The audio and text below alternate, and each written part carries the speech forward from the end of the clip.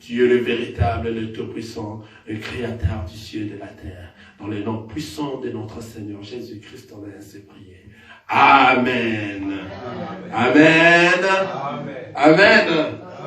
Il est vivant. Il est ressuscité. Qui? Jésus. Qui? Jésus. Acclamons encore pour le Seigneur. Acclamons le roi des rois. C'est lui qui va nous donner encore le repas d'aujourd'hui. Car en tout cas, nous sommes toujours dans la joie lorsqu'on se rapproche dans sa présence. Amen. Amen. Alléluia. Voilà, l'autre fois, le Seigneur nous a touchés, nous a emportés à sa manière. Le culte ne se ressemble pas et nous étions touchés par l'Esprit du Seigneur. On est allé et le Seigneur nous a vraiment touchés. On n'a pas pu continuer le thème que nous avions commencé sur le baptême. Alléluia. Et que la gloire lui revienne. Amen.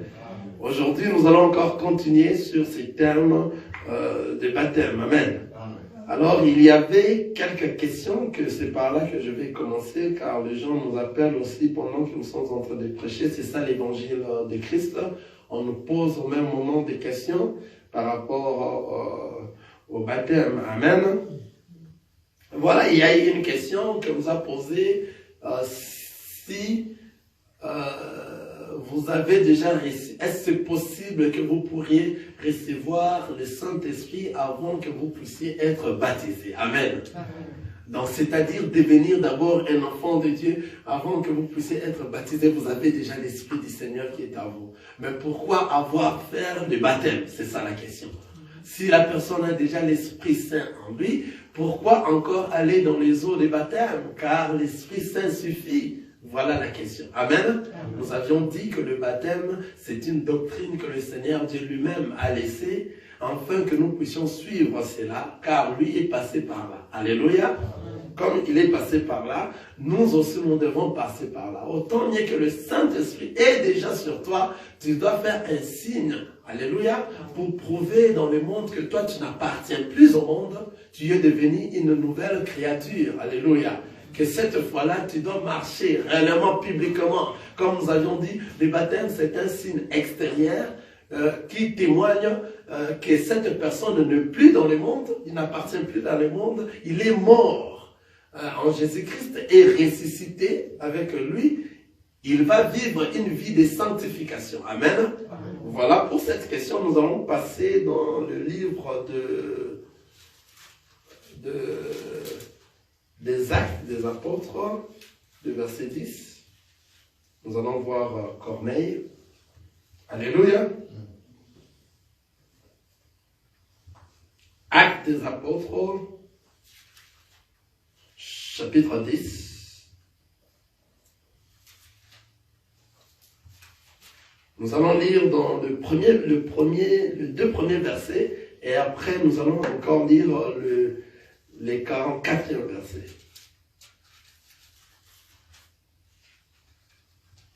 J'ai lu au nom de Jésus. Amen. Il y avait à Césarée un homme nommé Corneille, centenier dans la cohorte dite italienne. Cet homme était pieux et craignait Dieu avec toute sa maison.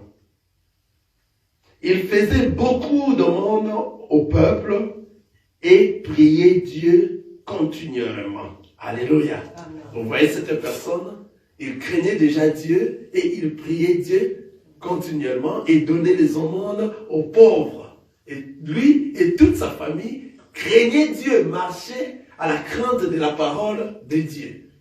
Tant bien qu'il n'avait pas encore reçu le baptême. Alléluia. Maintenant, allons-y pour vous épargner de tout. À la maison, vous pourrez tout lire. Allons-y au verset 44, nous allons voir. Au verset 44, je lis encore. Actes des Apôtres, chapitre 10, le verset 44. Comme Pierre prononçait encore ces mots, le Saint-Esprit descendit sur tous ceux qui écoutaient la parole. Tous les fidèles circoncis qui étaient venus avec Pierre furent étonnés de ce que le don du Saint-Esprit était aussi répandu sur les païens, car ils les entendaient parler en langue et glorifier Dieu. Alors Pierre dit, peut-on refuser l'eau du baptême à ceux qui ont reçu le Saint-Esprit aussi bien que nous? Et il ordonna qu'ils fussent baptisés au nom du Seigneur Jésus-Christ. Sur quoi ils les prièrent de rester quelques jours auprès d'eux. Alors, amen, alléluia, alléluia. J'allais dire, vous avez vu comment est-ce que ces gens-là, qui étaient des païens, pendant que Pierre est venu, il était en train de parler de la part du Seigneur, le Saint-Esprit est descendu sur les païens. Alléluia. Et maintenant, il y a eu une question. Tous les fidèles circoncis qui étaient venus avec Pierre furent étonnés de ce que le don du Saint-Esprit était aussi répandu sur les païens, car ils les entendaient parler en langue et glorifier Dieu. Alors Pierre dit, peut-on refuser l'eau du baptême à ceux qui ont reçu le Saint-Esprit aussi bien que nous? Amen. C'est-à-dire, lorsque vous êtes en train de marcher à la crainte de la parole du Seigneur et que vous faites des choses mieux par rapport à la parole du Seigneur, le Seigneur peut vous visiter aussi à l'aide du Saint-Esprit. À ce moment-là, il faut aussi que tu sois toujours baptisé pour suivre la doctrine. Amen. Malgré cela, Pierre les a encore baptisés. Pour faire quoi? Pour accomplir ce qui est écrit. Alléluia. Ils ont reçu le Saint-Esprit, mais ils ont encore reçu le baptême d'eau. Cela était pour accomplir le Saint-Esprit. Donc, c'est-à-dire pour accomplir la parole qui est les Écritures. C'est-à-dire, la doctrine doit être suivie à la lettre, en tant qu'un enfant de Dieu. La doctrine de Christ doit être respectée. C'est pour cela que Pierre les a pris et Pierre les a encore baptisés malgré qu'ils étaient déjà remplis du Saint-Esprit. Alléluia.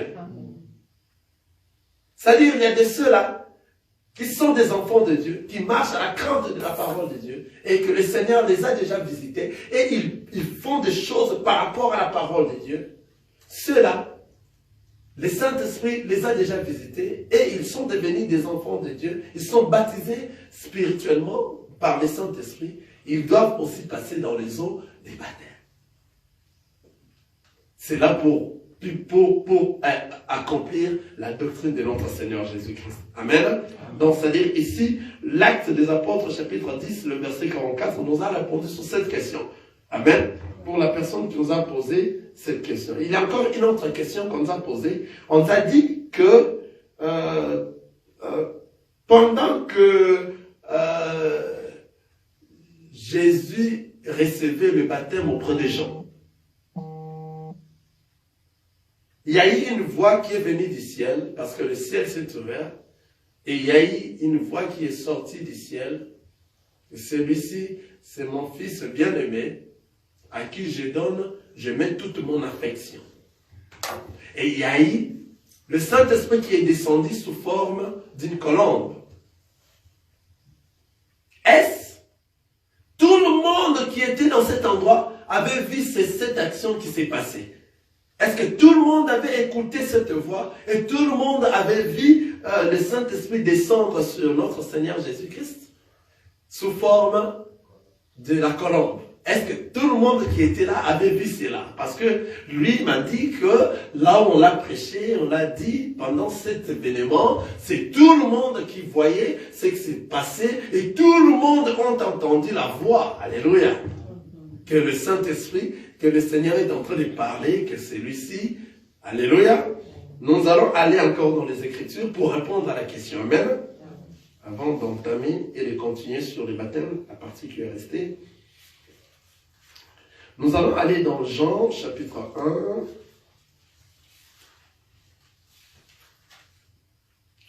Le verset 32, nous allons voir qu'est-ce qui s'était passé ces jours-là. Alléluia.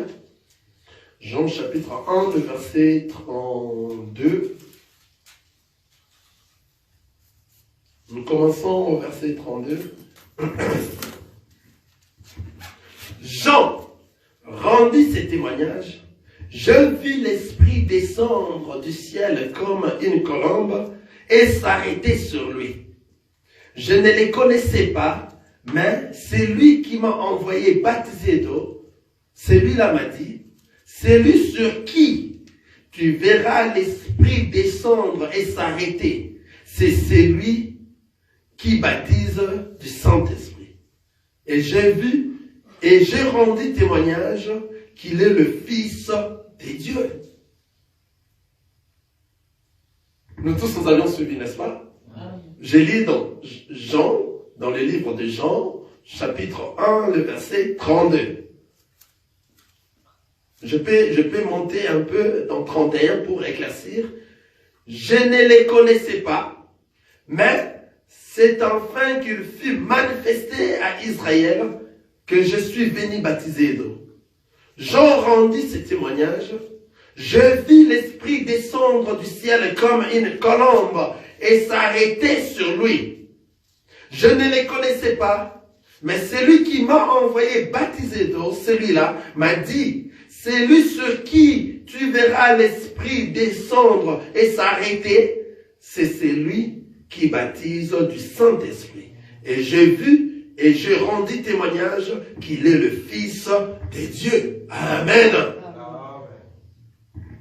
C'est-à-dire, c'est Jean qui est en train de rendre témoignage de ce qu'il a vu, de ce qu'on lui avait dit de voir. C'est lui à qui tu verras le Saint-Esprit descendre sous forme de la colombe. C'est lui-là qui va baptiser du Saint-Esprit. Alors c'est lui-là qui est le Seigneur Jésus-Christ. En fait, ce n'était pas tout le monde qui a vu ça. C'était le témoignage de Jean. Alléluia. Car c'était Jean qui était dans la mission. Amen. Jean qui était dans la mission et c'était à Jean de nous présenter l'agneau. Voici l'agneau de Dieu. C'était à Jean de nous présenter le Christ. Alléluia. L'autre fois, nous avions parlé beaucoup sur Jean. Amen. Nous sommes entrés vraiment sur Jean pour voir aussi Élie, comment est-ce qu'il avait placé l'animal sur les tabernacles. Et nous avions vu comment est-ce que Jean devait venir baptiser Jésus ou dans le Jourdain. Car ce sont des choses qui ont déjà été faites et bien préparées par Josué, qui avait établi quoi?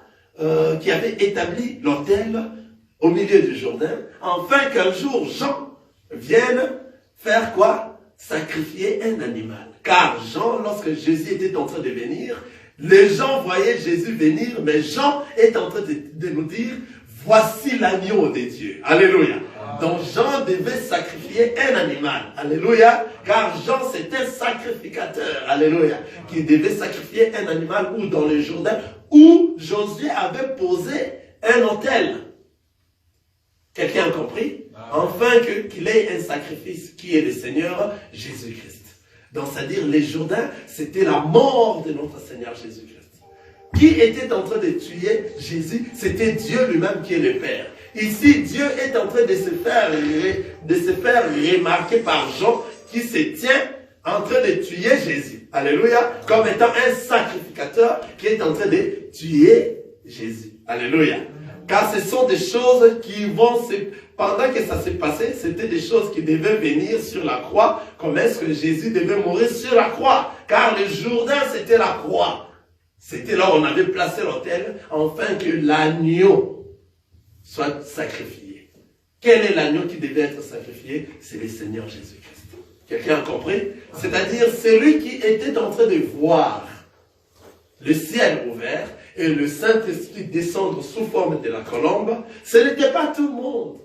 C'était Jean qui rendait témoignage de ce qu'il avait vu. Et c'est pour cela que Jean devait introduire Jésus-Christ. Voici l'agneau de Dieu. Celui qui ôte, il n'a pas dit enlever, mais qui ôte le péché du monde. Car avant que Jésus vienne mourir sur la croix, ce qui se faisait en Israël chez les Juifs, c'était dans le lieu, le parvis, le lieu saint et le lieu très saint.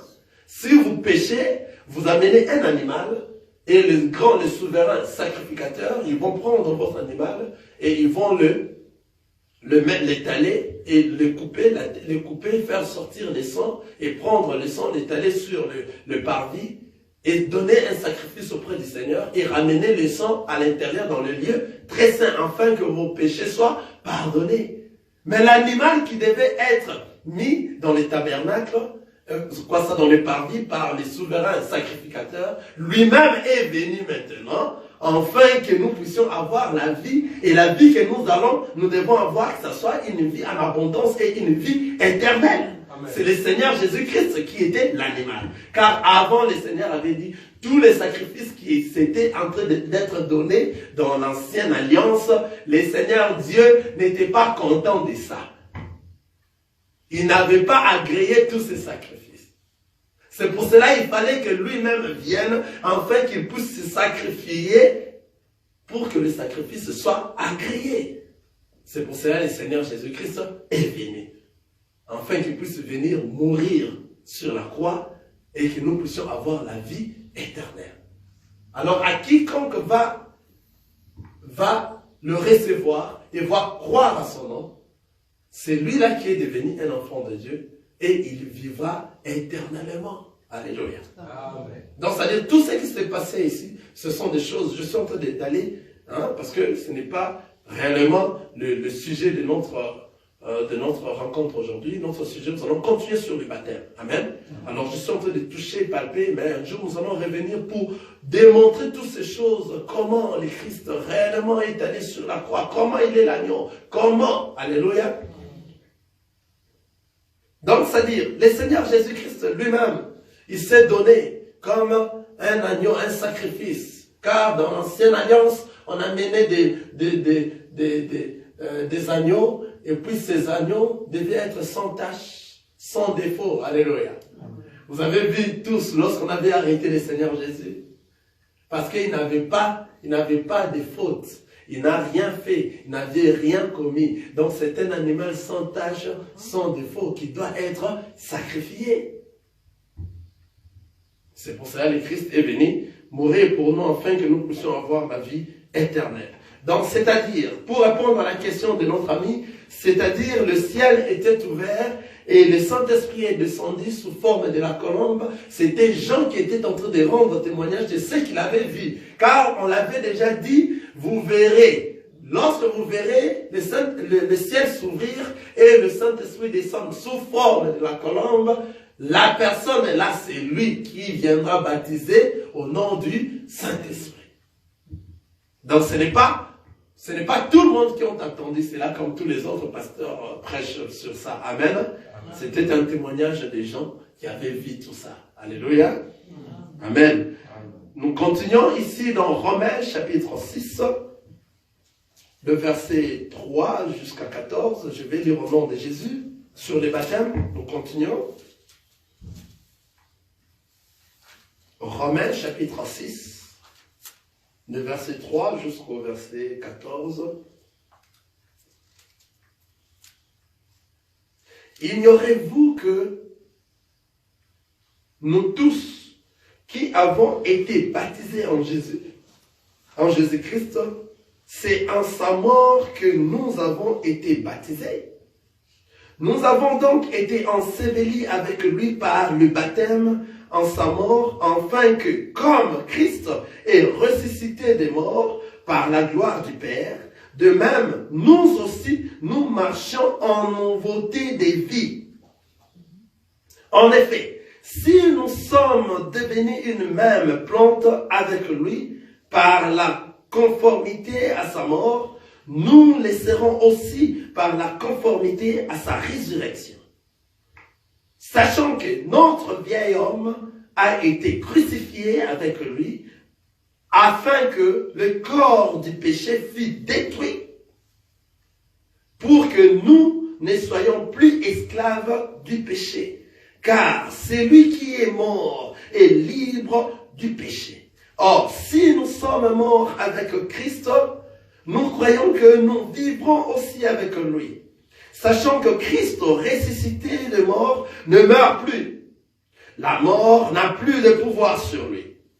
Car il est mort et c'est pour le péché qu'il est mort. Une fois pour toutes, il est revenu à la vie et c'est pour Dieu qu'il vit. Ainsi, vous-même, regardez-vous comme mort au péché et comme vivant pour Dieu en Jésus-Christ. Que le péché ne règne donc point dans votre corps mortel et n'obéissez pas à ses convoitises. Ne livrez pas vos membres au péché comme des instruments d'iniquité, mais donnez-vous vous-même à Dieu comme étant vivant du mort que vous étiez, et offrez à Dieu vos membres comme les instruments de justice. Car le péché n'aura point de pouvoir sur vous, puisque vous êtes non sur la loi, mais sous la grâce. Alléluia. Amen. Nous avons dit que le baptême est juste un signe extérieur d'un engagement d'une personne qui témoigne publiquement qu'il n'appartient plus dans le monde, qu'il est mort dans le péché et ressuscité avec le Christ, et ressuscité dans la vie avec le Christ, et il va marcher dans une vie de sanctification, n'est-ce pas? C'est ce que nous avions vu. Si vous mourrez avec le Christ, vous mourrez dans le péché, vous ressuscitez avec le Christ, vous ressuscitez dans une nouveauté de vie. Vous êtes devenu une nouvelle créature, n'est-ce pas? Voilà. Maintenant, l'Écriture nous dit, ignorez-vous que nous tous qui avons été baptisés en Jésus-Christ, c'est en sa mort que nous avons été baptisés.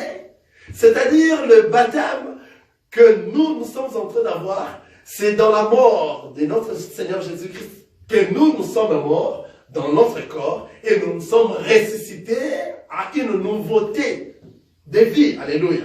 Nous avons donc été ensevelis avec lui par le baptême en sa mort, afin que, comme Christ est ressuscité des morts par sa gloire du Père, de même, nous aussi nous marchons en nouveauté de vie. C'est pour cela que nous avions parlé l'autre fois. Si une personne qui est réellement baptisée, il a fait ce signe publiquement, que lui réellement a reçu le Seigneur Jésus-Christ. Voyez, regardez, je n'appartiens plus au monde. Je suis maintenant un enfant de Dieu. Je suis renouvelé dans le Seigneur Jésus-Christ.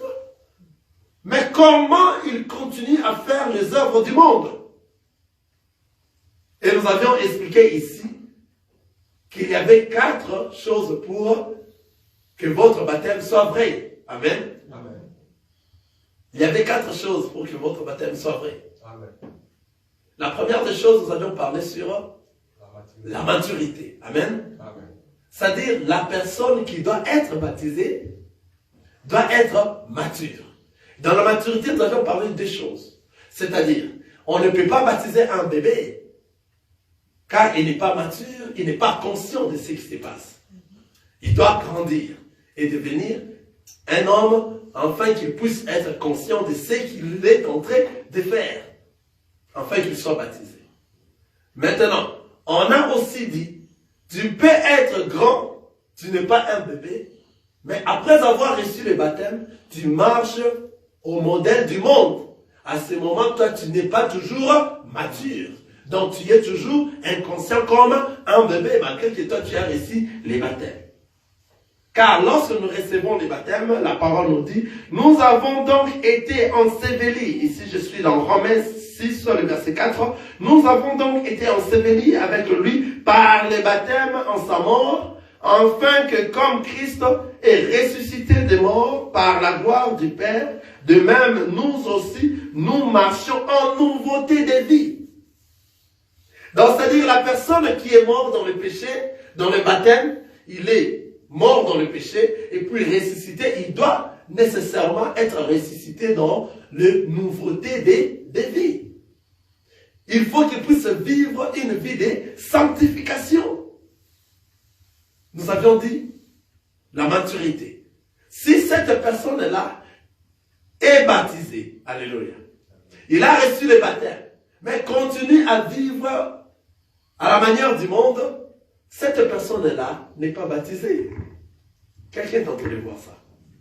Car nous sommes en train de mettre un peu de clous aujourd'hui pour mettre un point viril sur le baptême.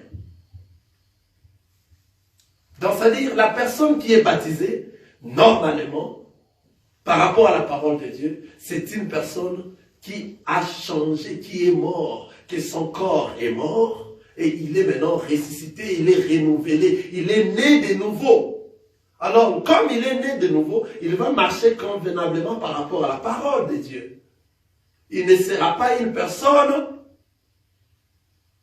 qui, malgré le baptême qu'il a reçu, continue aux œuvres de l'Égypte, aux œuvres du monde. Non, c'est-à-dire le baptême que tu l'as reçu inconsciemment. Car le baptême, lorsque nous avions lu dans Actes des Apôtres, chapitre 2, le verset 38, on peut la relire encore, nous allons voir, qu'est-ce qui pousse que la personne soit baptisée? Actes des Apôtres, chapitre 2, disons dans le verset 38.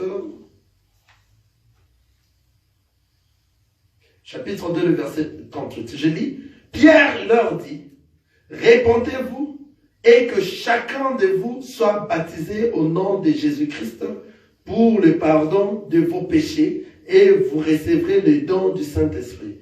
Car la promesse est venue, la promesse est pour vous, pour vos enfants et pour tous ceux qui sont au loin, en aussi grand nombre que le Seigneur, notre Dieu, les appellera.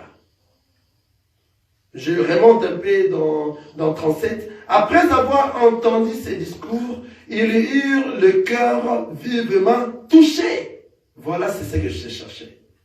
Après avoir entendu le discours de Pierre, ici c'était lorsque le Saint-Esprit était descendu et Pierre s'est tiré avec les 12 pour maintenant annoncer, proclamer la parole de Dieu.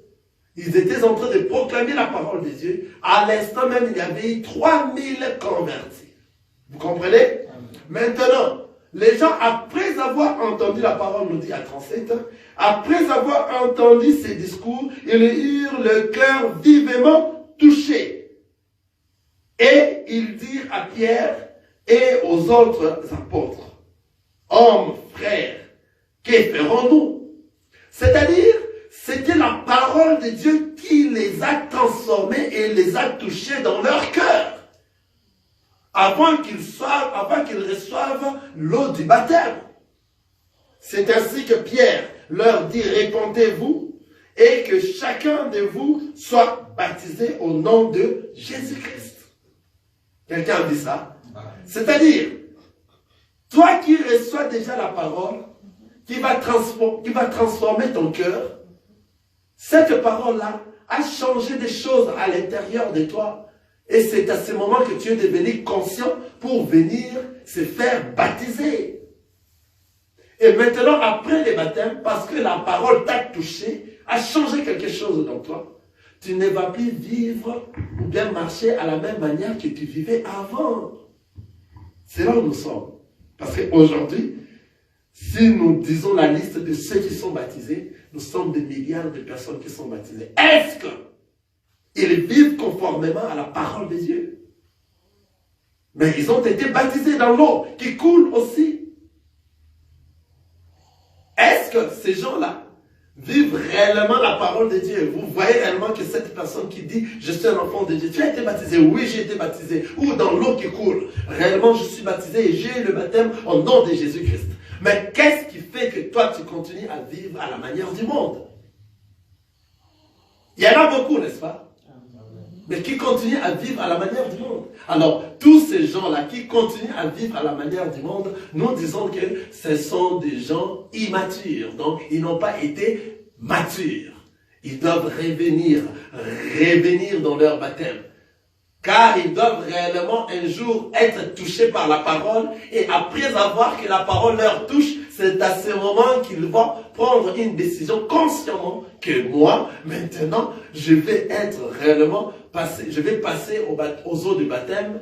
Et afin que publiquement, que les gens sachent que je n'appartiens plus dans le monde. Je suis maintenant renouvelé dans le Seigneur Jésus-Christ et ressuscité avec lui. Et je vais vivre une vie de sanctification. Car on nous reconnaît par nos fruits, par notre façon de vivre, par ta façon d'être. Tout ce que tu es en train de faire doit respecter réellement que toi, tu es un enfant de Dieu. Et regardez, remarquez, si tu es un enfant de Dieu, tu fais des choses un peu à côté que les gens ont déjà su que toi tu es un enfant de Dieu, ils vont te rappeler. Comment toi tu peux faire ça? Toi qui nous prêches la parole de Dieu, comment tu peux agir comme ça? Les gens vont te rappeler. Et le Seigneur dit, ont mis ces gens-là, afin qu'ils puissent te voir la manière dont toi tu vas marcher. Car tu dois réellement marcher par rapport à la parole de Dieu. Et à chaque fois qu'ils vont te rappeler, si tu es un enfant de Dieu, tu vas te soumettre, tu vas te dire, oui, réellement, je me suis égaré, je dois revenir à la position normale d'un enfant de Dieu, car je ne pourrai jamais donner la honte à mon Dieu, car il m'a déjà appelé, je dois marcher comme un enfant de Dieu. Amen. Si les gens commencent à te dire ainsi, sache que les gens ont envie des fruits dans toi, que toi tu commençais déjà à marcher comme les enfants de Dieu. Qu'est-ce qui fait que tu commences à agir comme ça? Et ils te diront comme ça, les enfants de Dieu n'agissent pas comme ça, toi tu prêches la parole de Dieu. Ou bien toi tu es un enfant de Dieu, on voit les fruits des enfants de Dieu, mais comment tu agis comme ça? Tu vois, ça donne la honte à notre Seigneur Jésus-Christ. Toi-même tu vas aller à côté et tu vas penser à ça, tu vas te dire non, on ne peut pas me dire comme ça. Quel que soit le problème que toi tu as raison. Ta manière d'agir doit réellement refléter le Christ qui est dans toi. Alléluia. Que toi tu es devenu un enfant de Dieu, tu as été baptisé et publiquement les gens ont vu cela. Et comme ils ont vu cela, les gens vont poursuivre ta façon de vivre. Ils ont raison de poursuivre cela. Parce que toi tu t'es dit enfant de Dieu. Alléluia. Donc dans les baptêmes, ce que nous voyons, nous devons réellement revoir nos baptêmes si nous ne sommes pas réellement par rapport à ce que nous sommes en train de dire ici. Ce que nous sommes en train de dire ici, tu es baptisé, tu étais conscient, tu as grandi comme ça, physiquement tu es grand, mais tu es baptisé, mais tu continues à faire les œuvres du monde, tu continues à marcher par rapport à la manière du monde. C'est-à-dire, toi tu as eu un baptême inconscient, que tu n'avais pas su ce que tu étais en train de faire. Donc, avant d'avoir le baptême, il faut que la parole puisse toucher ton cœur, comme c'était passé ici. La parole avait touché tous ces gens-là. Et les gens-là sont venus demander à Pierre, maintenant, que ferons-nous maintenant? Pierre a dit, il faut que vous puissiez vous convertir, et puis vous devez recevoir le baptême au nom de Jésus-Christ. Nous avions dit dans le second point que la personne qui doit être baptisée, il doit être baptisé à une personne qui a une très bonne réputation. Si votre baptême et que vous avez su déjà que la personne là qui doit me baptiser n'a pas de bonne réputation, vous pourrez refuser. Non, je ne peux pas voir de baptême auprès de cet homme-là, même si c'est un pasteur. Un pasteur qui couche les sœurs. Un pasteur que le renommé est déjà sorti. Il fait des choses, il vole de l'argent. Un pasteur qui fait des choses malsaines. Des gens pareils ne peuvent pas vous baptiser. Si vous avez été baptisé par une personne pareille, non, votre baptême, vous devez le revoir. Quelqu'un est en train de voir ça. Donc, c'est-à-dire, depuis que toi tu as connu cette personne jusqu'au jour de votre baptême, tu sais que cette personne marche à la crainte de la parole de Dieu. C'est-à-dire, la personne a été aussi baptisée. Parce qu'il a été baptisé, il doit marcher par rapport à la parole de notre Seigneur Jésus. Donc, à une vie de sanctification. Et c'est cette personne-là qui va te baptiser. Mais si cette personne-là, toi-même consciemment, tu sais qu'il a commis des actes ignobles, des actes qui n'avaient pas donné gloire à Dieu, cette personne-là, qui commettent de tels actes, ne peut pas venir te baptiser. Tu as le droit de refuser. Alléluia. Tu as le droit de refuser. Et puis les baptêmes que nous sommes en train de prêcher, cela touche tout le monde, même si tu n'es pas dans cette assemblée et que tu nous écoutes aujourd'hui. Si tu as reçu des baptêmes qui ne respectent pas les 4 éléments que nous sommes en train de dire, tu dois revenir dans les baptêmes. Tu dois revoir ton baptême. Chercher des baptêmes à être réellement en respectant les 4 éléments. Le 3e élément, nous avions dit, nous devons baptiser au nom de Jésus-Christ. Alléluia. Donc, si on ne vous avait pas baptisé au nom de Jésus-Christ, vous devez revoir votre baptême. dans les temps de la grâce. Alléluia. La parole nous dit dans Romains chapitre 6, le verset 5, « En effet, si nous sommes devenus une même plante avec lui par la conformité à sa mort, nous les serons aussi par la conformité à sa résurrection. » Alléluia. Ici, je suis seulement par terre, je suis en train de lire, et puis je suis en train d'expliquer juste la doctrine. Alléluia.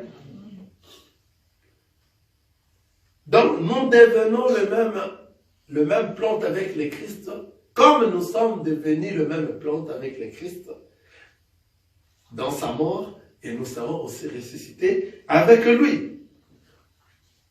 Sachant que notre vieil homme a été crucifié avec lui, afin que le corps du péché fût détruit, pour que nous ne soyons plus esclaves du péché, car celui qui est mort est libre du péché. C'est-à-dire, toute personne qui suit le Seigneur Jésus-Christ doit d'abord commencer par mourir. Si tu n'es pas mort, tu ne verras pas la gloire de Dieu.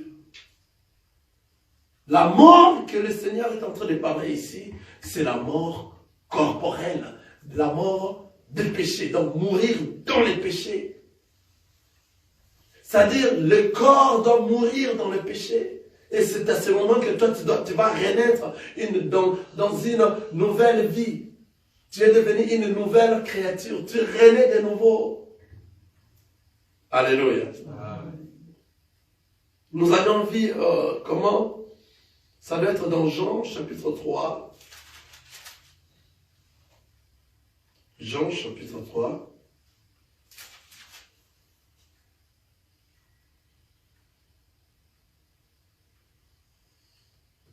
Comment Nicodème avait demandé à Jésus, parce que Jésus l'a dit, pour que tu puisses hériter le royaume, tu dois mourir et renaître. Alléluia, je vais lire. Je lis au nom de Jésus, Jean chapitre 3.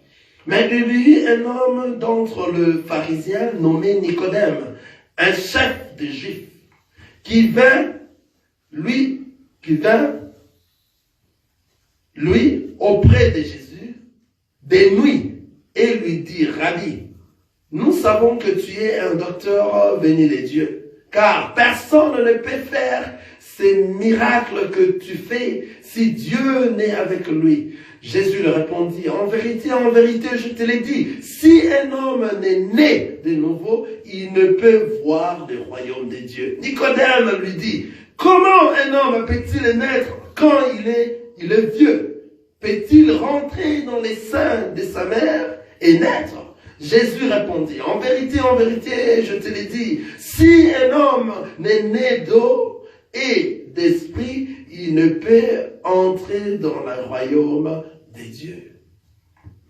Nicodème croyait, et naître que Jésus était en train de parler, c'était de renaître encore dans le ventre de sa mère. Or, le renaître ici que le Seigneur était en train de dire, c'est l'ancien homme, le vieil homme du péché doit mourir, après toi tu vas renaître de nouveau. C'est-à-dire, tu vas écouter la parole qui va te toucher, qui va te transformer. Toi qui as été liquide, tu dois d'abord être transformé à un eau gazée pour que toi tu sois évaporé.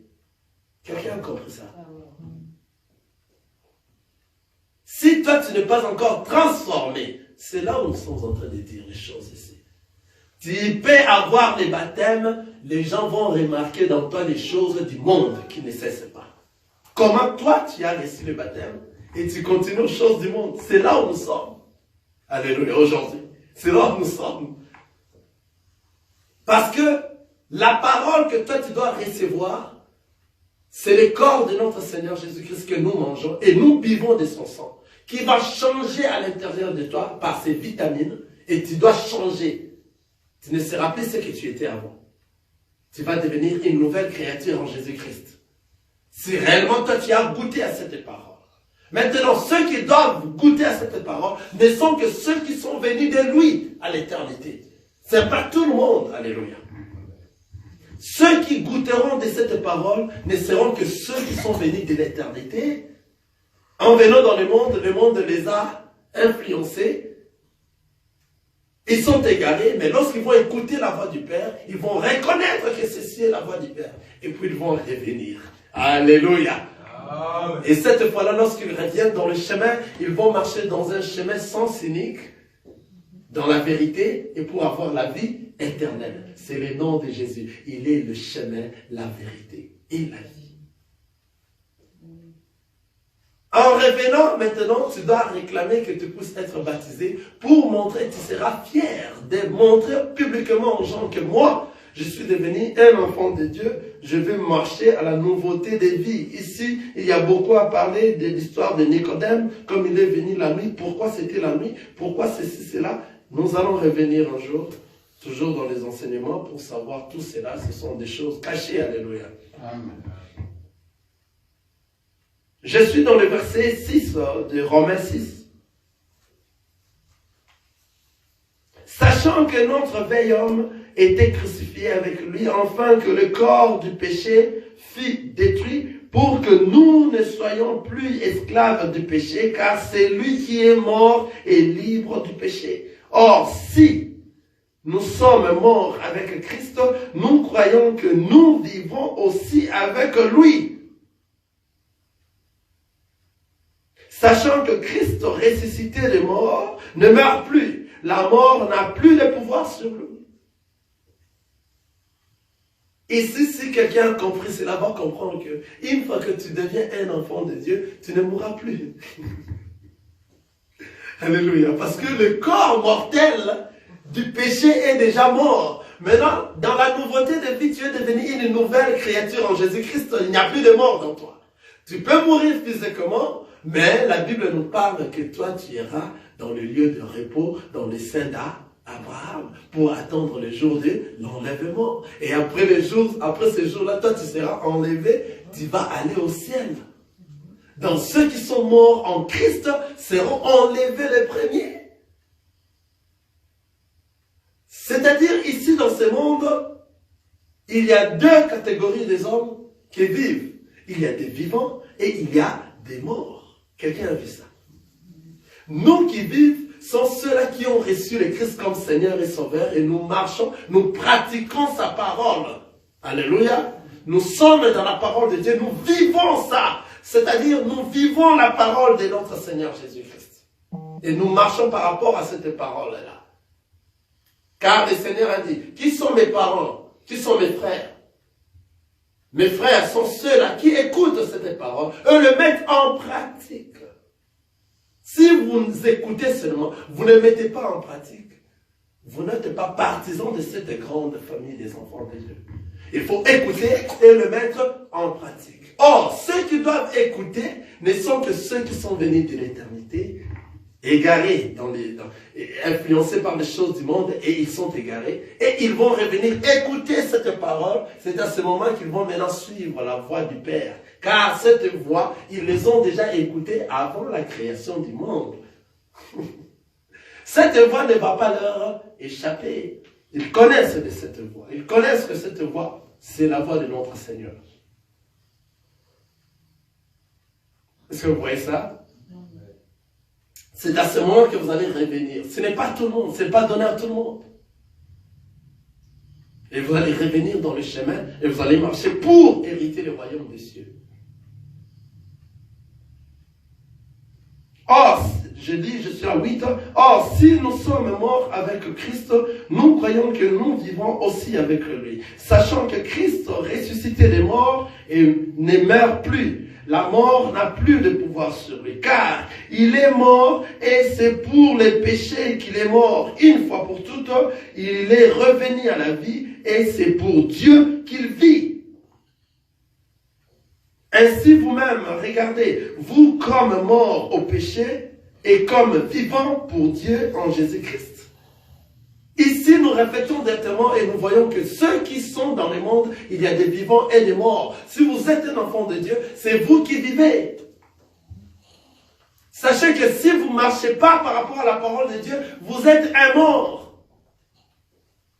Vous, maintenant qui vivez, vous avez déjà la vie éternelle pendant que vous êtes encore sur la terre. Vous avez déjà cette vie. Pourquoi? Parce qu'après votre mort, vous irez dans le lieu du repos. Et nous ne souhaitons pas à tout le monde que ton âme repose en paix. Non. L'âme qui se repose en paix, c'est un âme d'un enfant de Dieu, c'est un chrétien, c'est celui qui a reçu le Christ et était en train de mettre en pratique la vie de notre Seigneur Jésus-Christ sur la terre. Après sa mort, c'est cette âme-là qui va rester et qui va reposer en paix. Ce n'est pas toute autre âme, car on écrit toujours que son âme repose en paix. Non, ce n'est pas tout le monde. Alléluia. Amen. Alléluia. Donc, ce ne sont que ceux-là qui sont nés et qui sont morts dans le péché. Donc, ils ont fait les signes de baptême. Ils sont morts dans le péché et ils sont ressuscités avec le Christ. Et ils vivent une vie de sanctification. Ce ne sont que ceux-là qui vivent. Donc, comme il y a les morts et il y a les vivants, alléluia, nous les vivons. Nous vivons par rapport à la parole de Dieu. Et cette parole nous donne la vie éternelle déjà sur la terre. Sur la terre, nous avons déjà la vie éternelle. Notre façon de vivre déjà, nous devons montrer et indiquer réellement qu'il y a la présence de notre Seigneur Jésus-Christ dans nous. Les vivants sont tous enfants de Dieu qui ne meurent pas, qui ont la vie éternelle, qui doivent marcher conformément par rapport à la parole de Dieu.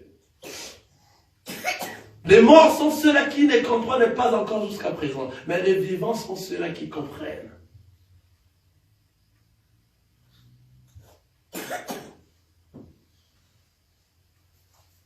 Que tout celui qui respire loue l'Éternel. Ce n'est pas tout le monde qui respire. Ce ne sont que les enfants de Dieu qui respirent, car ce sont eux qui ont la vie. Alléluia. Amen. Vous entendez cela? Amen. Vous entendez les gens dire ça? Que tous ceux qui respirent glorifient l'Éternel. Oui. Parmi les vivants, il y a de ceux-là qui ne respirent pas, qui sont des morts. Maintenant, ceux-là qui doivent glorifier les Seigneurs, ou bien louer les Seigneurs, ce sont que ceux qui respirent. Or, ceux qui respirent, ce sont ceux-là qui ont reçu le souffle de vie. Lorsque Dieu était en train de créer l'homme, il a pris la poussière de la terre, il a donné une forme, et cette forme-là n'était pas encore un être humain. Avant que l'être soit humain, il fallait qu'il donne le souffle de vie, et la forme est devenue un être humain. Alors ce n'est pas tout le monde qu'on avait rassemblé la poussière de la terre pour former cette forme-là. Ce sont que ceux à qui la poussière de la terre a été rassemblée, qui forment cette forme-là, qui avaient reçu le souffle de vie provenant de notre Seigneur Jésus. Et ce sont que ceux-là qui sont maintenant dans le monde, et nombreux parmi ceux-là sont égarés. C'est pour cela la mission de notre Seigneur Jésus, c'est venir chercher ceux qui sont égarés à revenir. Afin que nous puissions constituer encore de nouveau la forme que le Seigneur Dieu avait formée au commencement. Quelqu'un est avec moi? Amen. Cette forme, pendant qu'il était en train de former, Jésus a pris la poussière, il a formé une forme, et dans cette forme-là, il n'y avait pas de vie dans ça. Et de la poussière qu'il avait prise, il n'avait pas pris toute la poussière de la terre. Et là, seulement, maintenant, si vous êtes un enfant de Dieu, vous devez former cette forme-là, car ce n'est que cette forme-là qui doit retourner auprès de lui. Vous allez former les corps de notre Seigneur Jésus-Christ. C'est-à-dire, si toi tu reçois cette parole et que tu as compris la parole de Dieu dans son originalité et que tu as compris réellement que ça c'est la parole de Dieu, tu es la personne qui est une des poussières que le Seigneur avait rassemblées avant la création et la formation de l'homme. Vous avez vu ça? Donc si longtemps, la partie des bouts de ta poussière n'est pas venue rejoindre le corps, il n'y aura pas d'enlèvement. Quelqu'un a vu ça? Pour qu'il ait l'enlèvement, il faut que toutes les poussières que le Seigneur avait formées à la création du monde, à la création de l'homme, et que toutes ces poussières-là puissent se réunir. Et lorsque la dernière poussière va se rassembler pour compléter les corps, c'est à ce moment que ça sera l'enlèvement. Qu'est-ce qui s'est passé? Alléluia. Le Seigneur avait créé Adam. Avant maintenant de créer Adam, le Seigneur, avant de créer Ève, le Seigneur a fait dormir Adam dans un profond sommeil. Et nous allons expliquer ça prochainement. Adam était mort. Alléluia. Et le Seigneur a fait sortir Ève dans Adam. Vous comprenez?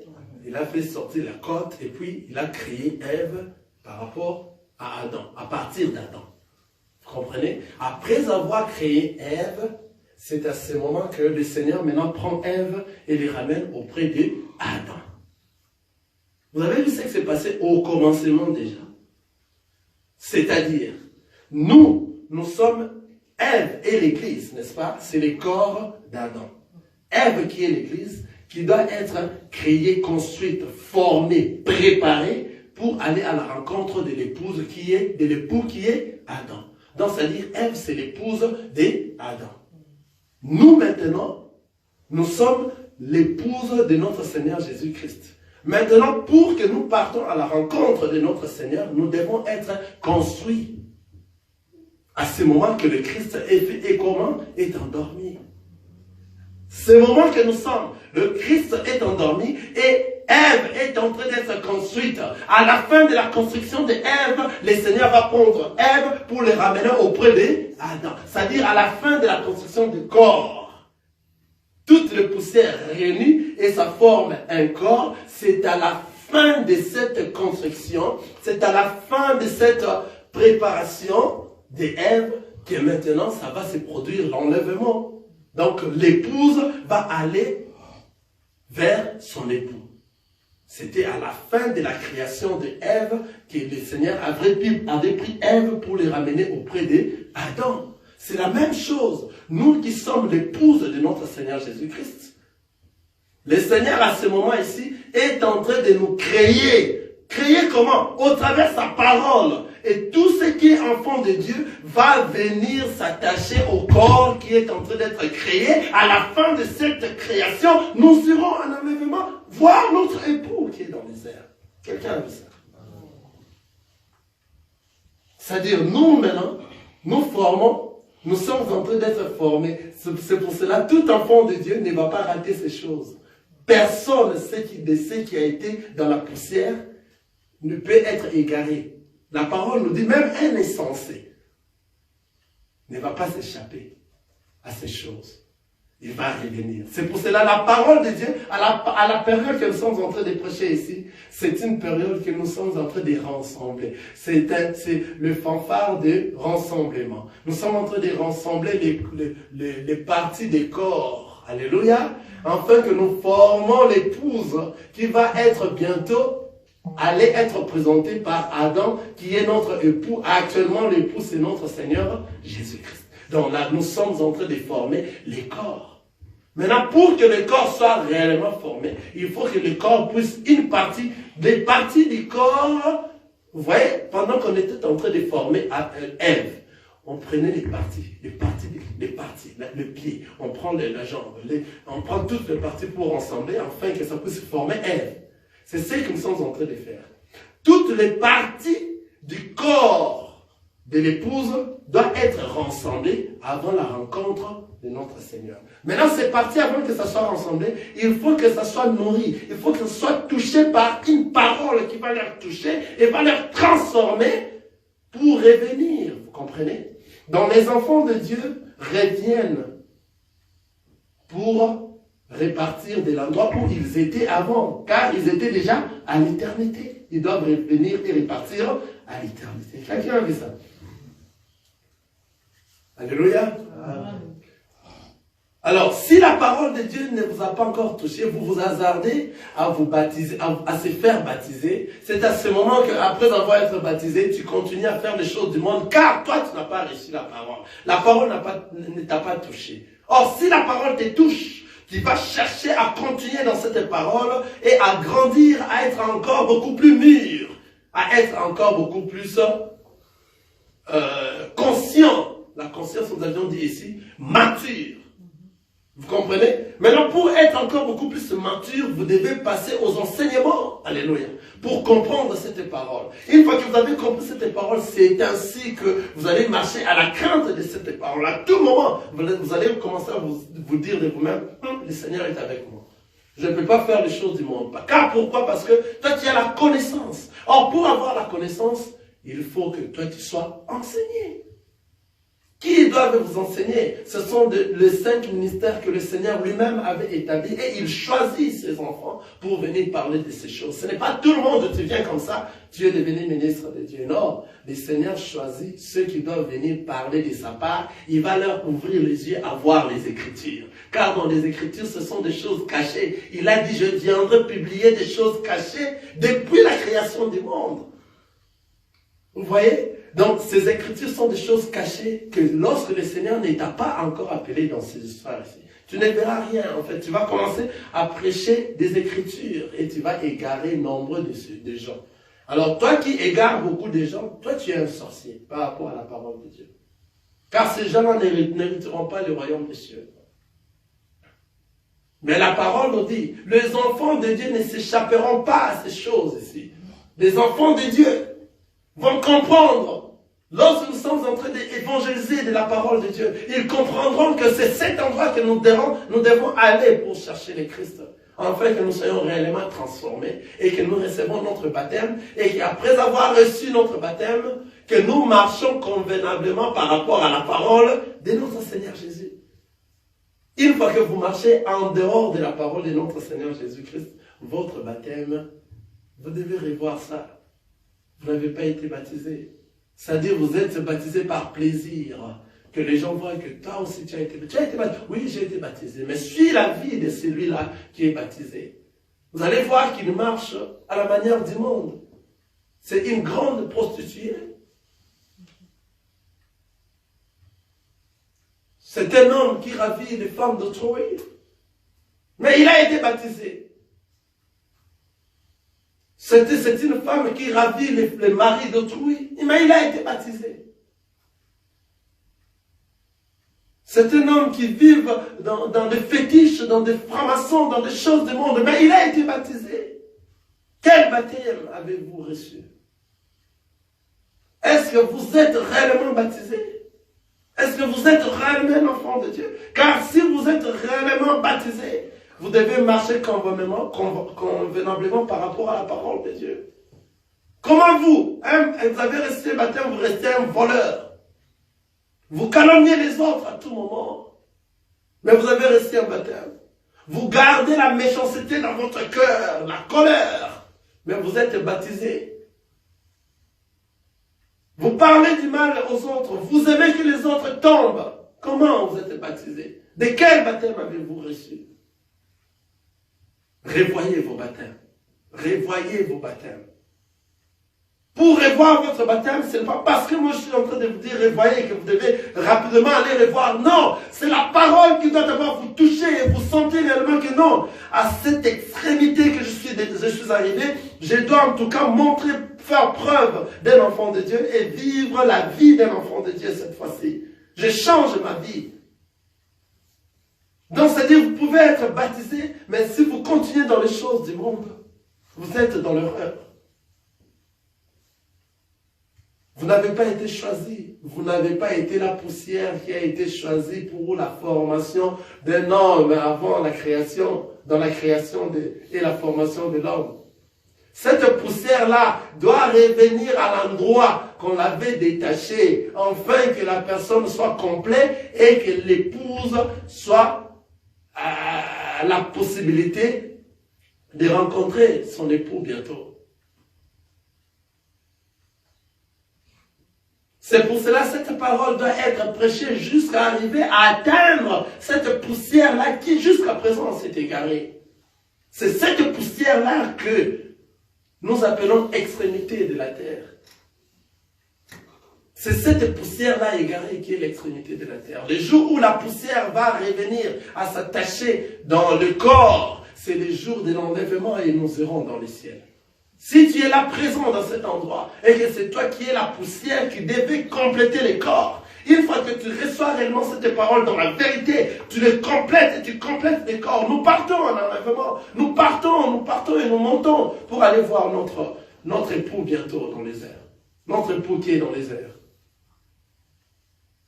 C'est à cause de cette poussière-là. C'est à cause de cette poussière-là que nous sommes en train d'évangéliser la parole de Dieu. Nous sommes en train de rechercher la poussière qui est égarée dans le monde. La poussière qui a été influencée par les choses du monde. C'est cette poussière-là qui doit revenir s'attacher dans l'assemblée, ce qui forme les corps de notre Seigneur Jésus-Christ, qui est l'épouse qui va bientôt regagner son épouse, son époux dans les airs. Vous voyez ça? Donc, c'est-à-dire, lorsque toi tu as reçu ton baptême, tu l'as revu, après avoir suivi ces prédications, après avoir suivi ces enseignements sur le baptême, tu dois prendre une décision, soit à faire les choses du monde et tu y es égaré, soit à chercher le Seigneur Jésus, tu as la vie. Car ceux qui vivent sont ceux-là qui ont des vies, et ceux-là qui ne vivent pas sont ceux-là qui sont morts. C'est à toi de prendre une décision, à vivre par rapport à la parole de Dieu, à demeurer un enfant de Dieu. Dieu dit que, dans 13, ne livrez pas vos membres au péché comme des instruments d'iniquité. Je suis Romains 6, je suis en 13. Ne livrez pas vos membres au péché comme des instruments d'iniquité, mais donnez-vous vous-même à Dieu comme étant vivants des morts que vous étiez, et offrez à Dieu vos membres comme des instruments de justice. C'est pour cela que nous offrons à notre Dieu notre corps comme une offrande vivant, sain et agréable. C'est notre corps qui est l'offrande. L'offrande véritable, c'est notre corps, c'est notre vie que nous offrons auprès de Dieu. Notre corps, c'est l'offrande qui doit être vivant, sain et agréable, qui va donner la bonne odeur auprès de notre Seigneur Jésus-Christ. Si nous n'arrivons pas à offrir notre corps comme étant une offrande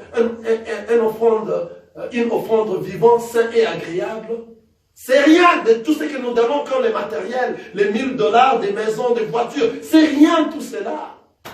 Ce n'est pas ça que le Seigneur attend de nous. Le Seigneur attend de nous que nous puissions donner auprès de lui notre corps comme étant une offrande vivante, saine et agréable auprès de lui. C'est à ce moment-là que nous allons réellement hériter sa vie et avoir la vie éternelle. Et si nous ne le faisons pas, c'est déplorable. Amen. Amen. Que le Seigneur vous bénisse. Amen. Amen. Voilà, nous avions fini pour aujourd'hui ici.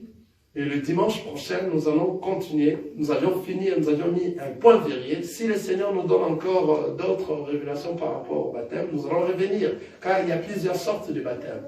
Ici, nous avions juste mis un virgule pour avoir continué prochainement. Et prochainement, nous allons continuer sur un thème que le Seigneur nous a donné. Ça sera sur